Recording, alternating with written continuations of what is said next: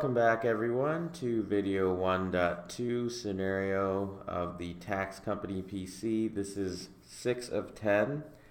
At this point we put together the initial proposal for the customer, which is located in our folder, which we have under trainees, your name, projects, open, and then bills tax haven. And just to review, the reason you have it this way is so you can put your open and closed projects in an organized fashion. So right now bills tax haven isn't completed yet, which is why it's in open. Once we're done, we'll just take and move this whole folder into closed, and then if your manager sends you a new project, you can put that in there in the open folder because it's currently open and not closed or finished. So at this point, we still have a couple of cleanup things to do. We started this document right here, which I completed offline, so I updated these numbers. I think this one was still not filled out. So this is just more of a little quick graphic I'm going to put in the email when I send the proposal over to the customer. Just a quick dashboard. Customers like to see information, ideally in a quick, easy format, if possible. So that's just a little bonus thing that I do. So as far as being able to send them the proposal, the first thing we need to do is actually print it, because we need to sign it ourselves, send it over to them, then they need to sign it and send it back to us. So first step is we need to actually add a printer. So first thing we're going to do is we're going to go into control panel. So if you type control in the search field, you go to control panel, and in the control panel I'm going to search for printer. So I'm going to go to add a device. But then I just realized, wait a second, I don't even know what the heck printer I'm trying to add. So let's actually find out where this printer is, right? Well, lucky for you, I actually have all of these saved off as far as the exact process to do that. So essentially what you want to do is you want to walk over to the printer that's in the training area, and the first thing you're going to see is that it may look like this, where there's nothing on the screen depending on if the printer is asleep. If it is asleep, you'll have to hit that little energy saver button, and then it'll kind of show this little boot up screen. Because honestly, the printer is actually pretty much a computer in a way. So it's got an IP address, and you got to wake it up just like you do a computer sometimes. So if it's at this point already, then great. You can just stay at this screen right here. So the first thing you're going to do is you're going to hit that device information button right here. Then you're going to go to network identification. You're going to press that. And then, just like that, you'll see the IP address of the printer. So first thing you want to do is you want to go to a DOS prompt, and you want to type ping space 10.196.2.10, because that is the IP address. So that's the first sign that this printer is actually reachable, right? That's huge. The second thing you want to do is you want to put that IP address in the browser, like so. And so yeah, I mean, I actually didn't walk over there because I had these pictures, so looks like it's in energy saver mode, but you can actually start it from this web interface too. So I'm going to hit start, and it's going to go ahead and start up the printer.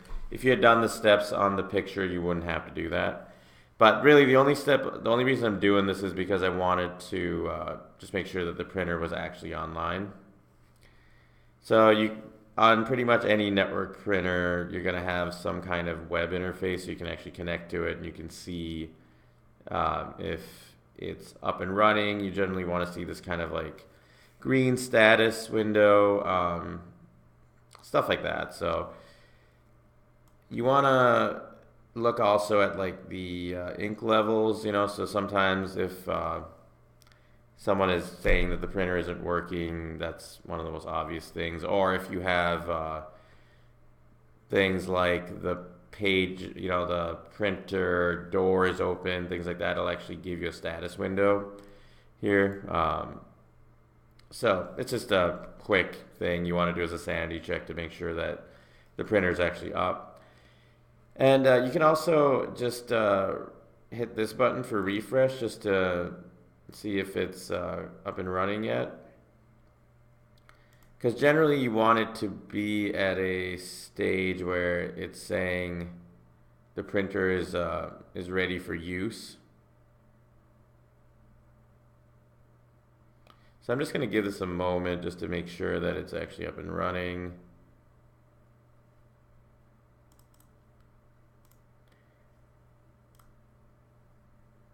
Okay, so while that's going, I'm just going to head over to here. So this printer that it found is not at all what I'm looking for. This is just some shared printer that we might have had on someone's desktop. So I'm just going to go to not finding what you're looking for. Whoops. And I'm just going to go back to control panel. And I'm just going to click cancel. So let's try that again. So we're going to go into control panel. We're going to click add a device.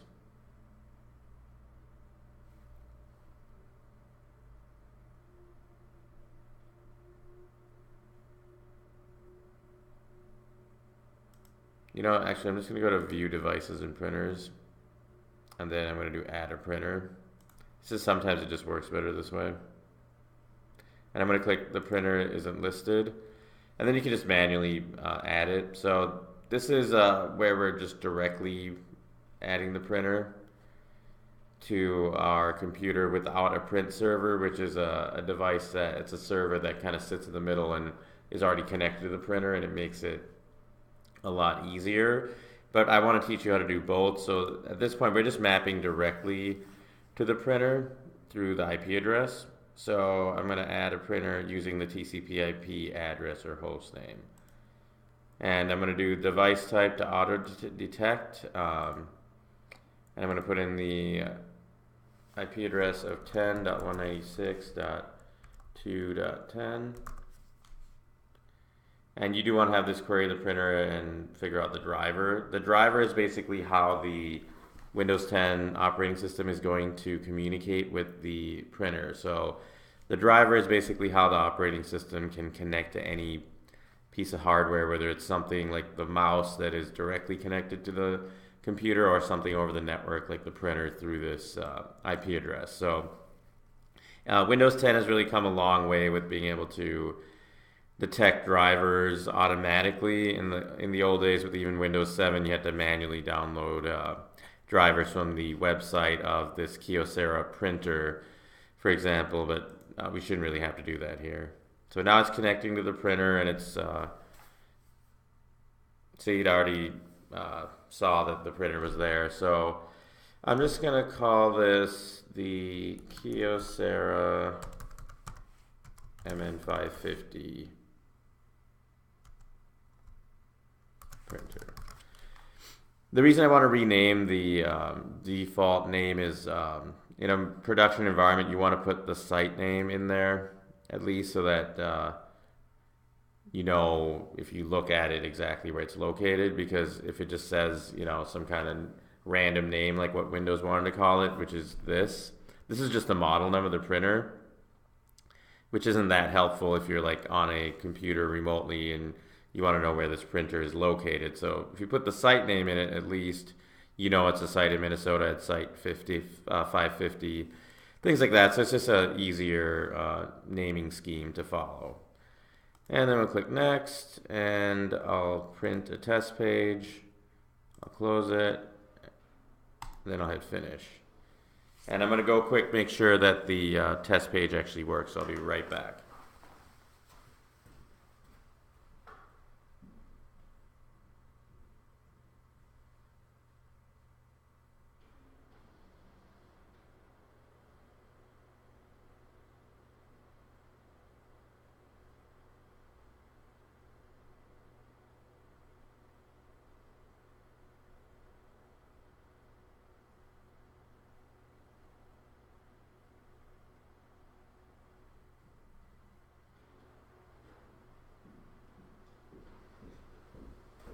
All right, so that test print worked just fine, so we know that we're golden there. You can also go in here,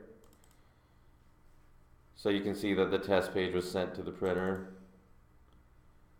This is the print queue. So whenever you print a document, you'll see that the document, while it's being printed or being sent to the printer, it'll say a status of like either printing or queuing or something like that. But right now there's 0 documents in the queue, so that's a good sign because that means that the print job is actually done. That means it completed. If it says error or something like that, you can see, you know, what's going on. So looking at the printer status is actually a pretty useful troubleshooting step if you ever have problems with printing, because you can just go down here and click the printer icon, and you'll see, you know, what's going on at that point. If there's a lot of documents pending, that could be that the printer is having an issue and it's just sitting in the queue. So at this point we have the printer added, which is great, and now we just need to go and print our 2 documents. I'm going to also save this document into our folder, so I'm going to put this into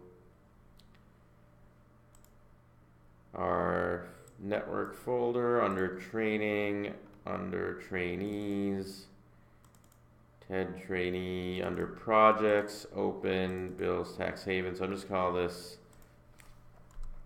costs visual. Okay, and that's just some cleanup. I just wanted to, you know, put this in the right folder. So at this point, I'm going to navigate to our folder that's under the file server, trainees, my name, which is TED trainee, what your name will be, whatever your actual name is, open, bills, tax haven. So I'm going to print this document out, which is the monthly bills estimate. So I can see that it's going to my Kyocera printer. It's only a 1-page document, so print one-sided is fine. We're going to go into printing in detail in a different lab, but right now we're just trying to get it up and running quickly. Okay, so I printed that. I'm going to close that out, and then I'm going to, print this one, which is the service quote.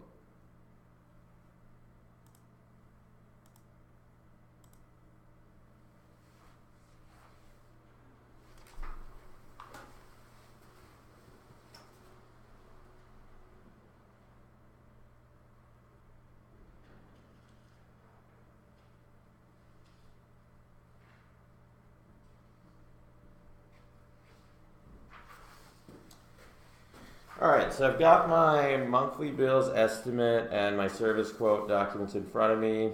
I'm going to sign them where it says quote prepared by. So I know it's kind of ridiculous. There's no one named Trainee01 in this world, but in this scenario, that's my name, so I'm going to sign as Trainee01. So Trainee01.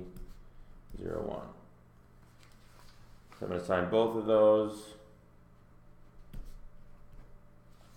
as Trainee01. And so at this point, I'm ready to actually fax that, sorry, not fax, scan that, those 2 documents to send over to the customer. So I have these steps right here as far as what we need to do to scan to email. So again, if your particular printer happens to be asleep or whatever, you might have to wake it up to get to this point. And then you would hit the send button right here. And this is specific to this printer. Not every printer will have the same exact menu, obviously, but these are referred to as multifunction printers. So that means they can do printing and scanning and fax and all kinds of stuff. So you're gonna click this email button right here, and then you're gonna type your email in here with these keys right here.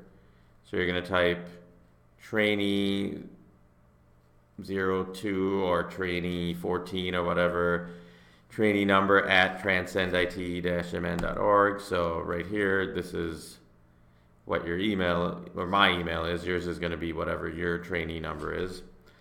And then you're going to hit OK. And then it's going to show your email in here. And then finally you're going to hit start, because right here it said, you know, press the start key right here. So then you hit start and it'll basically scan the documents over to me through my email. So I'm going to go do that real quick. It'll just take a minute. I'll be right back.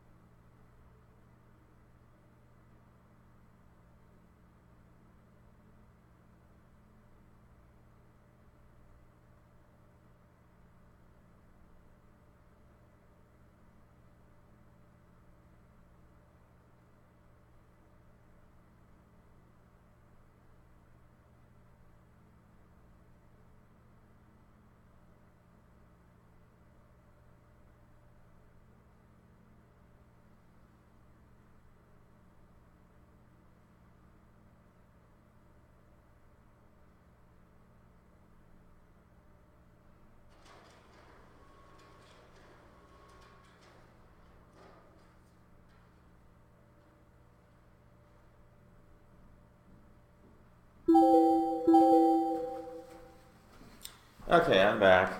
One thing I did want to mention is when you're putting this email in, it's kind of weird, but you have to bounce back and forth between this menu and this menu, because one controls the regular keys and one controls the special characters, like the dash, for example. You have to switch over to one of these menus. So you have to either click on this one or this one, and you'll see a slightly different menu.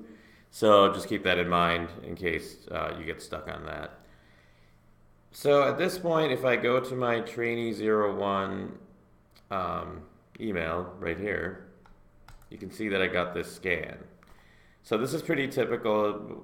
When a scan comes from a multifunction printer, it'll just show up with like a message that says like you have a scan or scan 01 or something like that, something generic. So that's just like a dedicated email that's usually set aside for scanning functions to send the email, and you just basically pick who you want to send it to. So in this case, I sent it to myself. So I'm going to go ahead and download this.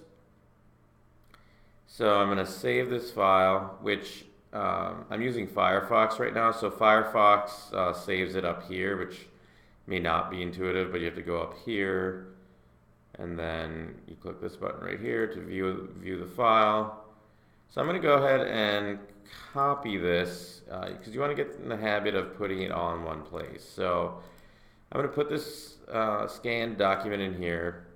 I'm just going to open it to make sure that it is the right document. So you can see that here is the service quote. It's to Bill Hicks at Bill's Tax Haven, all that stuff. Here's all the information we put in. It's got, you know, all the details in there. It's got me, you know, Trainee01 signed it. So, I mean, that's page one, and then there's page two, which is the monthly bills estimate. And so it's got all those things broken down, and then again, I signed it as Trainee01. So the only thing really left to do is to just save this as a better name. So when you save something, you can right click and rename, or sorry, when you rename something, you can right click and click rename, and you can just simply call it service or signed service quote.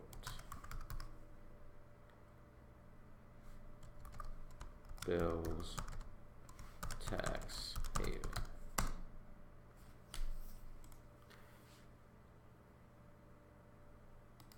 Actually, I'm going to rename it to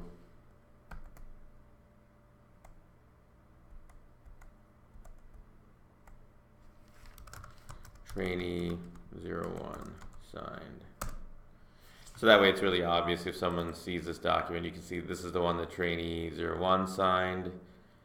And then when the customer sends it back, we'll say customer signed, or countersigned is another term you'll see. So at this point, I'm going to send this document over to the customer because it's got both pages in it, along with that little extra graphic that we put together, which is right here in Visio.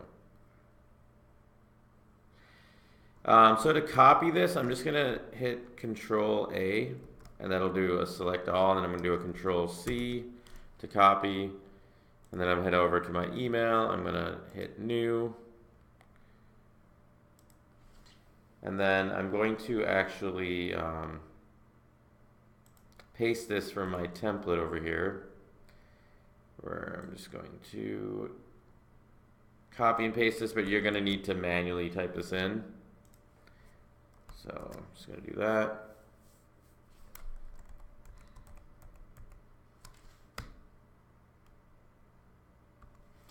Okay, so just manually type that in. I'm going to also paste this. So now since I copied and pasted, the paste buffer no longer has this in here. So I'm going to go back in here, do Control A again, Control C, come in here. Whoops. And I'm going to paste that in here, Control V. And I'm just going to add a little note in here saying this is a quick summary of costs for the project.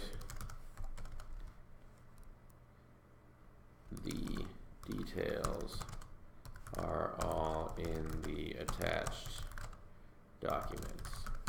So it's just a little extra thing. You don't really have to do this kind of thing on project, but it's just nice. It's something that they can just quick see because, you know, customers are oftentimes really busy, as are managers. So you want to try and make their life easier whenever you can. So I'm going to send this off to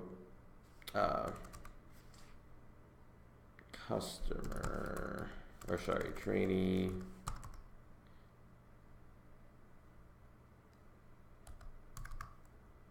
Oh, I guess I haven't sent an email to the customer yet, so I'm going to go over here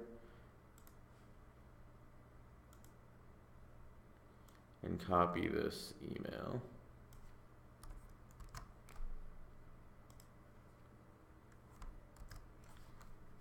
So remember, the customer is actually customer.trainee, whatever your trainee number is, at transcendit-mn.com, not .org. That was intentional, so remember that. And then I'm also going to CC the manager, who's ted.trainee.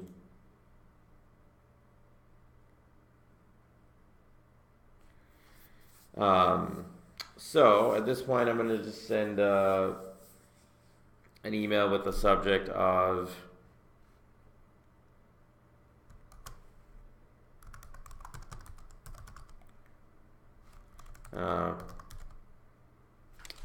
proposal from, so make sure, I just want to make sure that the name is right, Artisan Consulting, okay.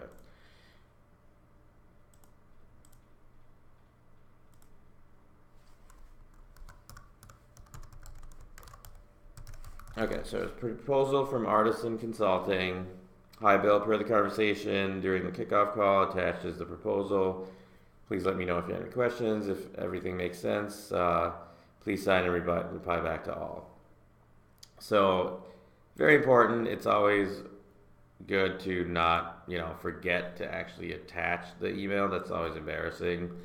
I've done that before, but it's not a great first impression if you say, please see the attached document, and you forget to do the attachment. So, just try your best to not do that. So just don't be in a rush, basically. So So I'm going to go in here. I'm going to go under trainees, TED trainee,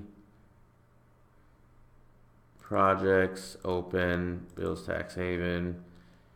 And I'm going to send him this document, which is the PDF. I'm going to attach as a copy. And just for sanity's sake, I'm going to just double click on this and preview this document just to make sure it's the right one. Okay, and I can see it's the one that I signed. You just want to get in that habit just because you don't want to accidentally attach the wrong document or things like that. So just always double check it in the preview window, and then I'm going to hit send.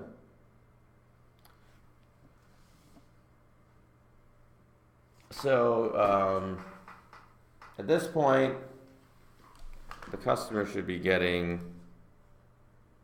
this document. Look at that, see? The customer got the email from Trainee01, proposal from Artisan Consulting. And also, have you noticed I'm using uppercase letters for the first letter in each word, except for things like from or to. It's just more professional looking than all lowercase. So here, if I'm the customer, I'm seeing this, I'm like, oh, cool, I'll put together a quick summary. Okay, I got a domain, I've got my GoDaddy domain registrar. I might not even know what Wix is, but I'm seeing this. I've got the phone system, okay. It's just a good snapshot, right? So then I'm gonna also see that there's this attachment. So if I'm the customer, I'm just gonna go ahead and download this. And then I'm going to view it. And I'm going to say, okay, so I've got this service quote right here. And you're going to see, okay, so this is from them, it's to me.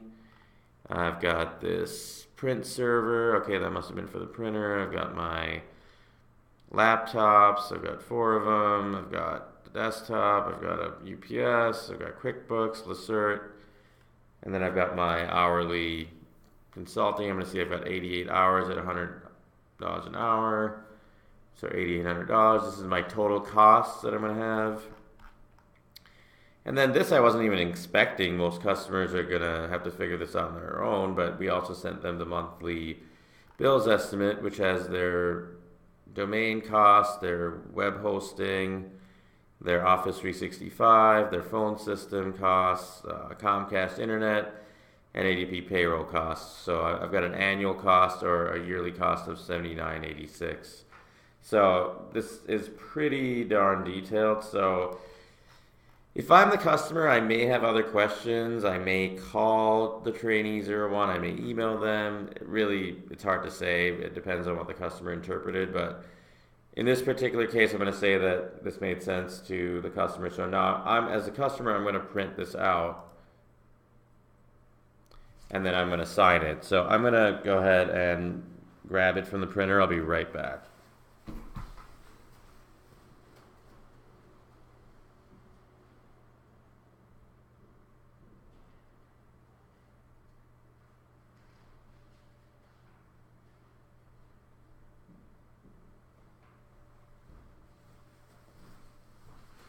Okay, so I'm back. I see I've got my printout, so I'm going to go ahead and sign on the bottom as the customer. So I'm just going to sign as Bill Hicks.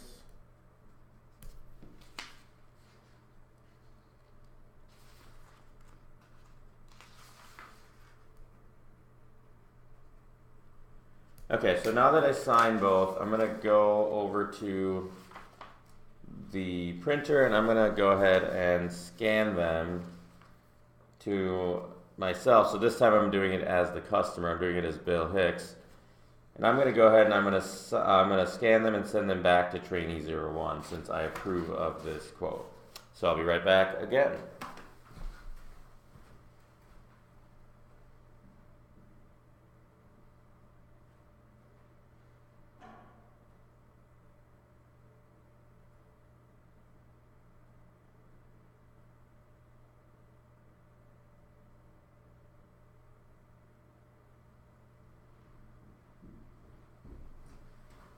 Embarrassing, I forgot the name of the customer, the email. Gosh darn it. It is,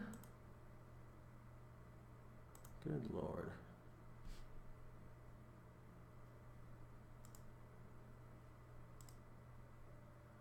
Customer.trainee01@transcendit-mn.com. You know, it's a hard email. It's just super long. I'll be right back.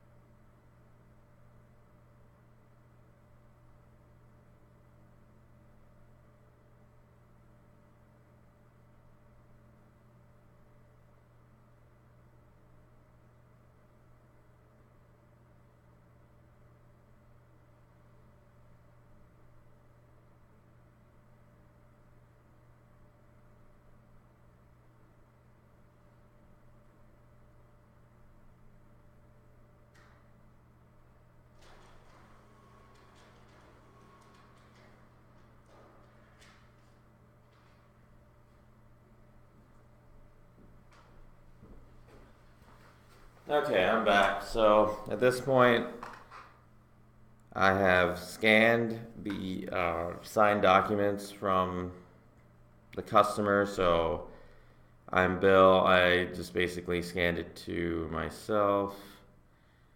And here it is. So I've got my scan that was emailed to me. So I'm going to go ahead and download this one.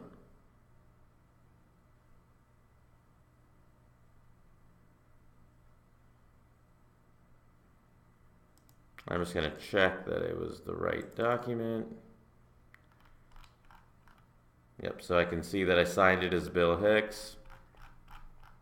And I do want you to go through these paces. I know it's kind of silly that it's not exactly difficult to sign a document, but just the process of printing it, you know, signing it, scanning it to email, just getting familiar with how to use the multifunction printer is not hard, I know, but it's just, might as well get the practice in. So a lot of times the customer won't be quite as fancy as you will, so they'll just like forward this a lot of times. They may not even save it and actually attach it in a new email. So I'm going to just do that. So I'm just going to forward this, which is fairly typical of what customers will do. So this is going to go to Trainee01 at transcendit-mn.org. Attached is the signed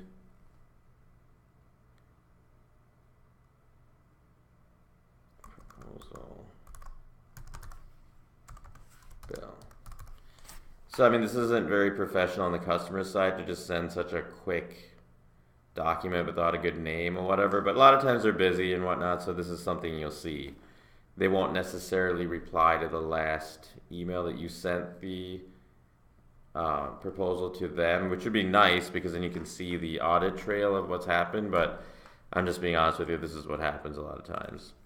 So Trainee01 at transcendit-mn.org. Okay, so I'm going to go ahead and send that.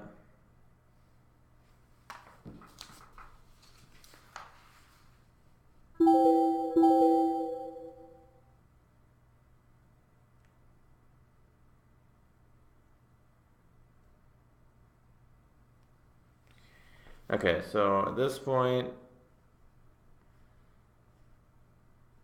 I'm going to go back to Trainee01, and I can see that I've got the attached as a signed proposal. So it doesn't really matter that it's not in a nice name or whatever. As long as you get the signed proposal from the customer, that's a good thing. So I'm going to go ahead and download this again. I'm going to save it. Again, I'm going to go up here. Click this to view the file, and I'm going to copy this, which by the way, when there's the same file, Windows will automatically append a parentheses 1 at the end, so you know that the most recent one is the parentheses 1. So I'm going to copy that, and I'm going to put it in my central repository right here. So I'm going to just do a little trick to save some time. If you hit F, if you right click and do rename, you can just right click then and copy.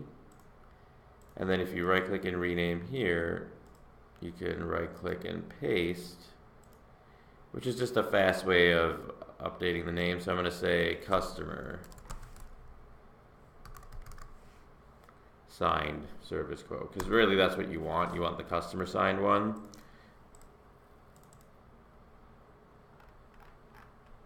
So now both parties have signed. This is a fully completed document.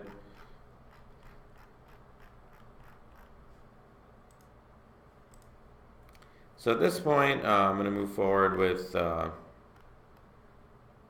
email that I'm going to send back to the customer.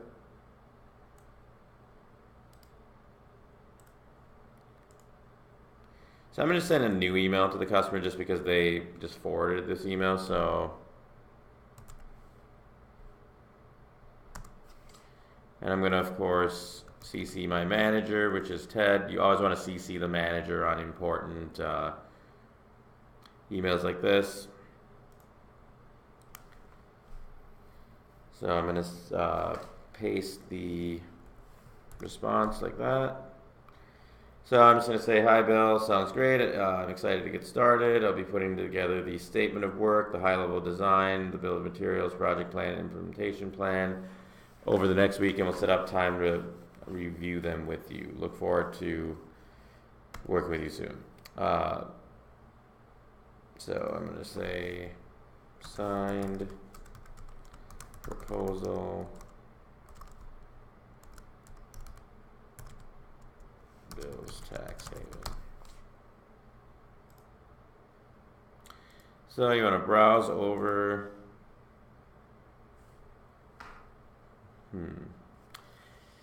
Good old not responding. It'll just take a second here. Okay. So we want to go, and you can also expand this right here if you want to see what the full name is. So you want the customer signed one. This is the importance of good naming, so you can clearly tell which one is the trainee signed and which one's the customer signed. So I'm sending this over to the customer, but also to Ted to know that, hey, we've made progress on this, and Ted can check this out. So I'm going to go ahead and hit send.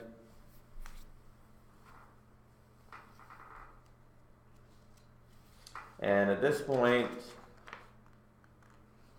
we're pretty much done with what we can do with the proposal. We need to start moving forward with some of the other steps. But before we do that, let's quick go over to Ted's email and make sure that he got the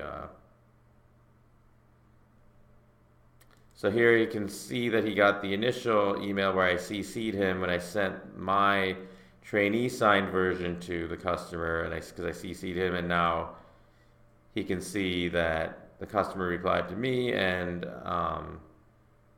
I've attached the customer signed one also. So I'm basically updating the customer and my manager at the same time, so that my manager can see that I'm following the proper procedures and protocol, and I'm keeping everyone up to speed. So that is the end of part 6. I'm sure it's starting to click as far as the general process that we follow with a project. If you have any questions, of course, make sure you ask your trainer. And thanks again. We'll talk soon.